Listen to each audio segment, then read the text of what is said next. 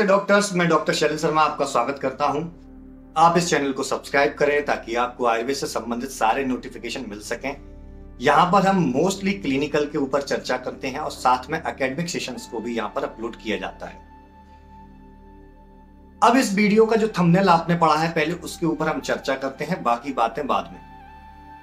Thumbnail के according आपने पढ़ा है कि कैसे एक अच्छे आयुर्वेद चिकित्सक बनने की हमारी जर्नी होनी चाहिए।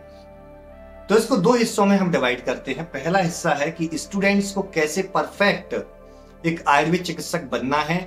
क्या होता है, कॉलेज में जब फर्स्ट ईयर के अंदर हम जाते हैं तो हमें सबसे पहले समस्या ये होती है कि वहां पर हम एंजॉय करने लगते हैं।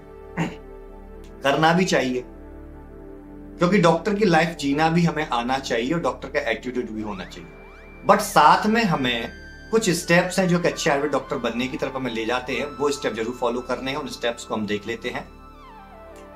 तो यहां पर सबसे पहले आपको अपने पास एक डायरी रखनी है। उस डायरी को आप अपने पास रखेंगे और उस डायरी को रख करके छोड़ देंगे।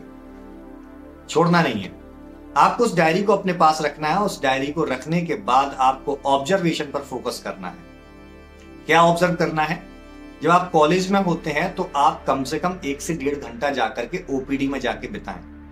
वहां किसी भी सर के पास बैठे, चाहे फर्स्ट ईयर हो आपकी, चाहे सेकेंड ईयर हो, और वहां पर जाकर के आप उस पेशेंट की सारी हिस्ट्री लेना स्टार्ट कर दें। सर से बोल दीजिए, सर मैं इसकी हिस्ट्री लूंगी या लूंगा और उसके बाद आपके पास रेफर कर दूंगा, इस पेशेंट को आपके पास भेज दूंगा। बिल्कुल सर मान जाएंगे और उनको अच्छा भी लगेगा। इसका प्रैक्टिकल में आपको नंबर मिलने में भी बेनिफिट होगा, एक अच्छा रिलेशन आपका डॉक्टर से बनेगा।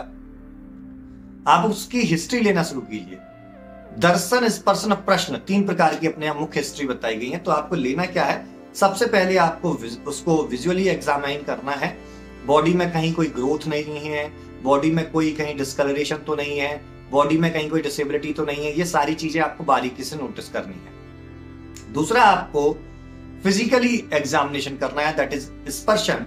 और उस फिजिकली एग्जामिनेशन करते वक्त आप उस पेशेंट को पहले आप उसकी कंप्लेंट लेना स्टार्ट करें कि उस पेशेंट के सिम्टम्स क्या हैं। वो हमारे ज्वाइंट पेन से रिलेटेड है, स्केलेटल सिस्टम का पेशेंट है, या गैस्ट्रोइंटेस्टाइनल ट्रैक्ट का पेशेंट है, या हमारा यूरिनरी सिस्टम का पेशेंट है, या रिप्रोडक्टिव सिस्टम का पेशेंट है। तो आपको सिस्टम को पहले डिफाइन करना है ताकि उस जगह का पर्टिकुलर आप एग्जामिनेशन कर सकें।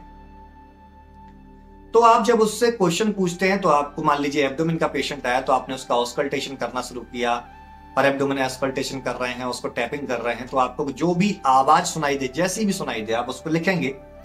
उससे क्वेश्चंस आप करना स्टार्ट करेंगे कि आपको ये कब से है, कैसे है, और इस बीमारी की वजह से आपको क्या समस्याएं आती हैं, डे टू डे लाइफ में क्या समस्याएं आती हैं। इससे पहले आपको कौन कौन सी प्रॉब्लम रही हैं, लगभग 3 से 4 साल पुराना इतिहास भी आप पूछ लें। अगर आप उसके साथ समय बिताना चाह रहे हैं तो बिल्कुल डेफिनेटली आपको सीखना है। तो आप उससे पूछें कि कब से ये प्रॉब्लम आपको है और इससे पहले और कोई प्रॉब्लम तो नहीं है।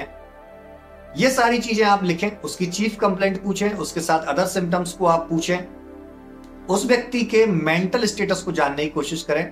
उसका मेंटल स्टेटस क्या है, वो व्यक्ति कैसे बात करता है, स्ट्रेस का लेवल क्या है, उसका चिंतन तो ज्यादा नहीं करता, भय की अवस्था तो नहीं है, क्रोध की अवस्था में तो नहीं ज्यादा रहता है, उसका नेचर क्या है, ताकि आप उसकी प्रकृति का परीक्षण कर सकें। आप जब प्रकृति का परीक्षण कर लेते हैं, आप उसका फिजिकल एग्जामिनेशन कर लेते हैं, आपसे सिम्टम्स उससे पूछ लेते हैं, तो आप उसके मल की प्रवृत्ति को पूछें। उसकी अग्नि की स्थिति को जानने के लिए आप उससे पूछें कि आप जब खाना खाते हैं तो खाना खाने के बाद पेट में गैस तो नहीं बनती है, आप खाना खाने के बाद पेट भारी तो नहीं लगता है, आप रात को पूरी नींद लेते हैं तो सुबह उठते हैं तब आपको आलस तो महसूस नहीं होता है। इससे पता चलता है यदि पेशेंट को आलस होता है तो आचार्य भागवत जी ने बोला है कि यदि किसी पेशेंट को अलार्म लगा करके जागना पड़ रहा है तो समझ लीजिए कि उस पेशेंट को अभी अजीर्ण की अवस्था है, और वो पेशेंट विदाउट अलार्म उठ जाता है और वो फ्रेश महसूस करता है, तो समझ लीजिए कि उसके अंदर आम की प्रॉब्लम नहीं है, वो अजीर्ण की अवस्था में नहीं है। तो आप ये सारी चीजें उससे पूछेंगे। उससे डाइटिंग हैबिट्स का आप पता करेंगे, कब खाता है, कैसे खाता है, क्या खाने में पसंद है, ताकि आप रसों के आधार पर उसका एनालिसिस कर सके कि क्या रस उसकी अधिक मात्रा में उसके सेवन में आ रहे हैं। जब आप इस प्रकार का एग्जामिनेशन कर लेते हैं तो आपको कंप्लीट एक इंफॉर्मेशन कलेक्ट होती है। उस इंफॉर्मेशन को रख के आप उसमें वात पित्त कफ को ढूंढना शुरू कीजिए कि वो जो भोजन कर रहा है उस भोजन के अंदर कौन से गुण प्रधानतः बढ़े हुए हैं, और जो गुण बढ़े हुए हैं उसको प्रधानतः वो कौन से दोषों को बढ़ाने का कार्य करते हैं। अब उन दोषों को वो बढ़ा रहे हैं तो साथ में उसकी प्रकृति क्या निकल के आई, तो उस प्रकृति को भी आप फर्स्ट ईयर की शरीर क्रिया विज्ञान से भी जानने की कोशिश करें। जब आप इन सारे स्टेप्स को स्टेप बाय स्टेप फॉलो करते हैं तो आप बहुत अच्छे वैद्य बनने की तरफ अग्रसर होते हैं।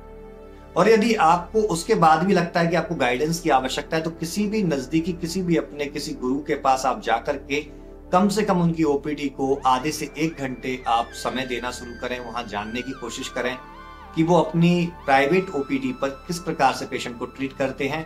उनके प्रिस्क्रिप्शन पेज को पढ़ें और प्रिस्क्रिप्शन पेज को पढ़ने के बाद उनकी औषधियों के गुणों का एनालिसिस करें।